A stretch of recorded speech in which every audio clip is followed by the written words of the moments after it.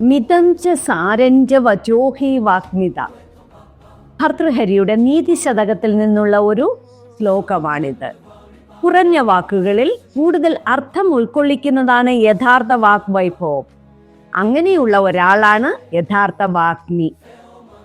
അനാവശ്യമായി സംസാരിക്കാതെ ആവശ്യമുള്ള കാര്യങ്ങൾ മാത്രം സംസാരിക്കുന്നതാണ് ഉത്തമം. ആരോട് എപ്പോൾ എവിടെ വച്ച് എത്ര സംസാരിക്കണം എന്ന വ്യക്തമായ ധാരണയുള്ള ഒരാൾക്ക് മാത്രമേ ജീവിതത്തിൽ സഫലത നേടാൻ കഴിയുകയുള്ളൂ. കാരണം നിങ്ങളുടെ വാക്കുകൾ നിങ്ങളുടെ വ്യക്തിത്വത്തെ പ്രതിഫലിപ്പിക്കുന്ന ഇന്ദ്രജാലമാണ്. ഒരുപാട് സംസാരിക്കുന്ന ആളുകളുടെ വാക്കുകൾക്ക് വേണ്ടി അല്ല ജനം കാത്തു നിൽക്കാറ്. വളരെ കുറച്ച് മാത്രം സംസാരിക്കുന്ന ആളുകളുടെ വാക്കുകൾക്ക് വേണ്ടിയാണ്.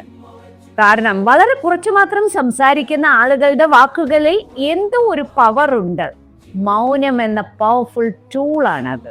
നാലാൾ കൂടുന്നിടത്ത് മറ്റുള്ളവരെ കുറിച്ച് പരദൂഷണം പറയുക, നിങ്ങളെക്കുറിച്ച് മോശമായ കാര്യങ്ങൾ മറ്റുള്ളവർ പറഞ്ഞുവെന്ന് നിങ്ങളോട് വന്ന് പറയുക, ഇങ്ങനെ പരസ്പരം തമ്മിലടിപ്പിച്ച് ചോര കുടിക്കുന്ന കൗശലങ്ങൾ കാണിക്കുന്ന പലരും ഉണ്ടാകാറുണ്ട്. ഇങ്ങനെയുള്ള സന്ദർഭങ്ങളിൽ നമ്മൾ മൗനം പാലിക്കുന്നതാണ് നല്ലത്. മുളയാത്തത് എന്തും ശബ്ദമുണ്ടാക്കിക്കൊണ്ടിരിക്കും, എന്നാൽ നിറഞ്ഞത് നിശബ്ദമായിരിക്കും.